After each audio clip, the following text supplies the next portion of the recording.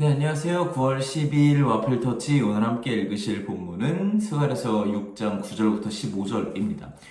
스가랴서의 앞부분은 8가지 환상으로 되어 있습니다. 하나님께서 스가랴에게 여러 가지 환상을 통해서 본인의 마음을 표현하시는 것이죠. 그리고 어제부터 읽었던 오늘 본문까지가 그 대망의 8번째 환상입니다. 어떤 내용인지는 어제 간략하게 보셨겠지만 내 마차가 사방으로 흩어지는 내용을 담고 있습니다. 그리고 그 중에서도 북쪽으로 향했던 검은 말을 이끌었던 마차가 하나님의 노여움을 가라앉혔던 그런 말로서 표현이 되고 있죠.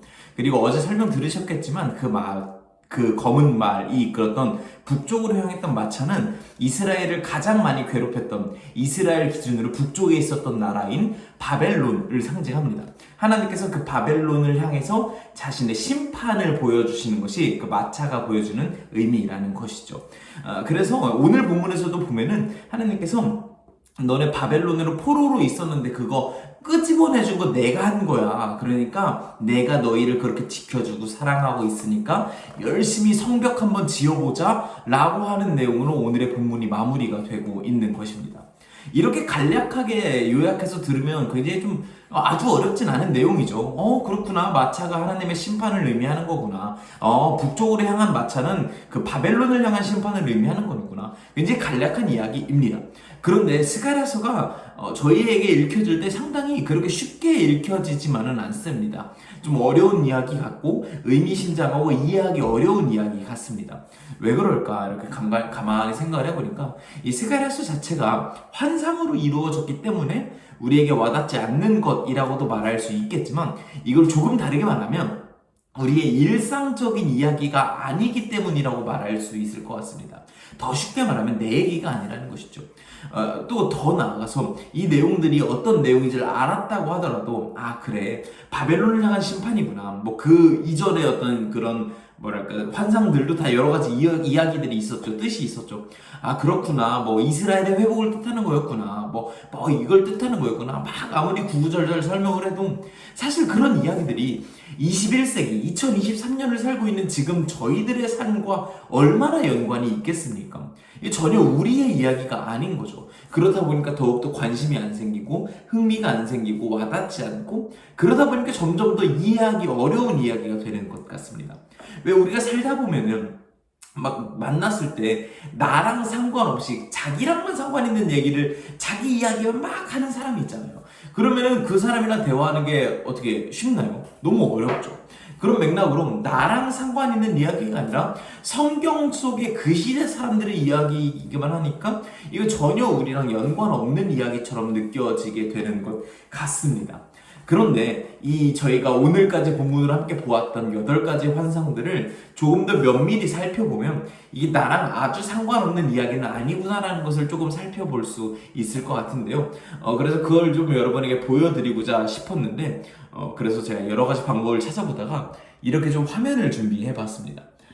잘 보이시나 모르겠습니다. 저희가 1장부터 6장까지 봤던 환상들을 좀 정리해 본 것인데요. 성경을 보다 보면 제가 예전에도 몇 번 설명드렸던 적이 있는 것 같은데 특히 구약 성경에 수미상관이라고 하는 구조가 있습니다. 샌드위치 구조라고도 하는데요. 어떤 식이냐면 여러 가지 이야기들이 나열될 때 첫 번째 이야기와 마지막 이야기는 비슷한 이야기를 합니다. 두 번째 이야기, 그 밑에서 두 번째 이야기도 비슷한 이야기, 세 번째 이야기, 밑에서 세 번째 이야기도 비슷한 이야기를 하고요. 그 가운데에 끼어 있는 이야기가 있습니다.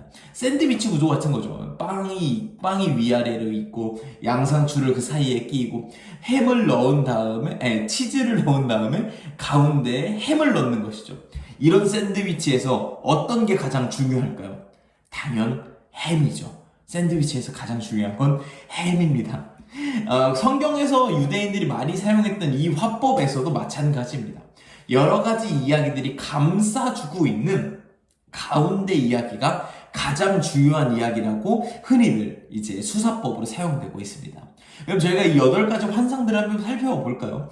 먼저 이제 저희가 오늘 읽었던 마지막 환상과 첫 번째 환상이 이제 유사하죠. 사방으로 말들이 흩어졌고요. 그리고 이것들은 온 세상의 어떤 상태를 의미하거나 그 상태를 보고서 하나님께서 심판하신다는 내용을 담고 있습니다. 그리고 대장장이와 그 네 뿔에 대한 이야기라든가 아니면 최근에 읽었던 그 두루마기와 바구니 이야기, 사실은 이게 6번째, 7번째 그 심판인 것이죠. 그 환상인 것이죠.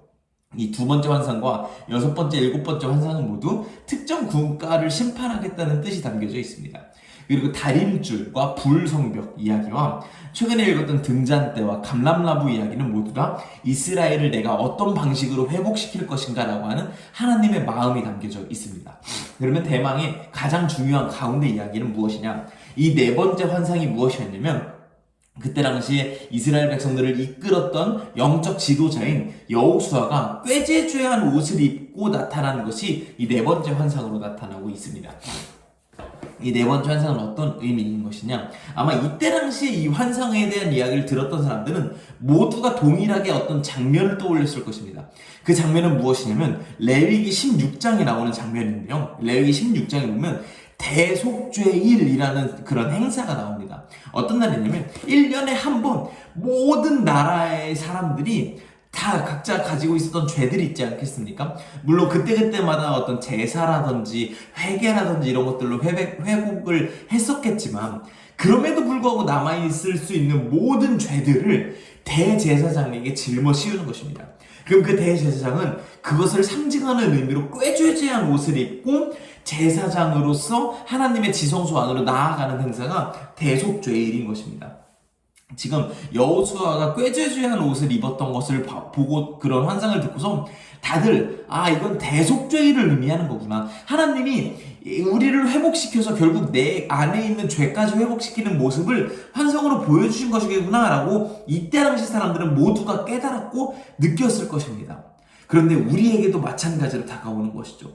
여러 가지 환상들을 말해주고 계시지만 결국 그 중에서 가장 중요하다고 보여주고 있는 이 4번째 환상은 무엇을 상징하는가?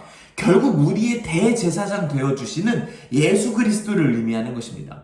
실제로 예수라고 하는 말을 이제 히브리어로 풀었을 때 여호수아라고 하는 말이랑 같은 단어인데요. 이제 같은 이름인 것입니다. 이게 헬라어로 표시되면서 예수라고 표시가 된 것인데요. 실제로 예수님께서 우리를 위해서 그렇게 해주셨죠. 가장 하얗고 아름다운 흰색 세마포와 같은 옷을 입어야 했었던 분이신 예수 그리스도께서 이 땅에 오셔서 꾀죄죄한 옷만 입으신 게 아니죠. 우리의 모든 죄를 다 짊어지시고 십자가 앞으로 걸어가 주셨던 그런 모습을 통해서 우리가 구원받았다라고 저희는 생각해 볼 수 있을 것 같습니다. 그래서 이 8가지 환상이 우리의 삶과 가장 멀어 보이는 이야기들 같지만 사실 이 환상에서 가장 중요하게 이야기하는 건 우리의 신앙생활에서 가장 중요하다고 말할 수 있는 예수 그리스도에 대해서 예표하고 있는 내용이다라고 저희는 생각해 볼 수 있을 것 같습니다. 여기에 더 나아가서 저희가 생각해 볼 것이 하나 더 있다고 생각을 하는데요. 그게 무엇이냐면 우리가 신앙생활을 하다 보면 이 4번째 이야기, 예수 그리스도께서 나를 구원해 주셨다라고 하는 내용만 중요하다고 생각하고 살아갈 수도 있는 것 같습니다. 그런데 하나님께서 이 8가지나 되는 환상을 스가랴에게 보여주면서 여러 가지 마음으로 이야기를 하셨던 거였지만 저는 이렇게 생각해 볼 수 있을 것 같습니다. 결국 여호수아 예수 그리스도께서 나의 죄를 짊어져 주셨기 때문에 내가 구원받았다. 이게 너무 중요한 내용이지만 여기서 시작해야 된다라는 것입니다. 무슨 말이냐면 나의 구원은 내 개인의 구원에서 끝나는 것이 아니라 우리 내 주변에 또 더 나아가서 근처에 더 나아가서는 온 만물과 온 세상의 구원까지 이르르게 하는 것, 여기까지 하나님의 마음이 전파되게 하는 것에 하나님의 뜻과 계획이 있다라는 것입니다. 그리고 그 뜻과 계획에 우리를 기꺼이 동참시키시겠다는 것이죠. 그래서 하나님께서 꾀죄죄한 옷을 입으신 여호수아와 같은 우리의 죄를 짊어지신 예수 그리스도를 통해서 우리를 구원하신 후에 그 사람이 내 옆에 사람과 우리 주변 사람과 더 나아가서는 온 세상에까지 미치도록 하는 것이 하나님의 계획이라는 것입니다. 우리의 신앙생활은 결코 나만을 위한 것이어서는 안 됩니다. 그것은 하나님의 뜻이 아니라는 것을 스가랴서를 통해서 저희는 살펴볼 수가 있는 것입니다. 요즘 세상이 너무 흉흉합니다. 서로가 서로를 미워하기 위해서 최선을 다하는 것 같은 그런 세상 속에서 살고 있습니다. 이런 세상 속에서 비록 손해보더라도 남들이 손가락질하더라도 그럼에도 불구하고 사랑을 표현할 수 있는 자들은 예수 그리스도의 사랑을 받은 이들일 이들인 우리가 아주 그 능력을 가지고 있다고 생각합니다. 예수 그리스도로부터 사랑을 받은 우리가 더 점점점 나아가서 온 세상을 사랑으로 뒤덮을 수 있는 그런 우리가 될 수 있기를 소망하며, 오늘 하루 우리 옆 사람에게 내가 구원받은 사람답게 나의 구원의 그 사랑을 전파할 수 있는 그런 저와 여러분이 될 수 있으면 좋겠습니다. 감사합니다.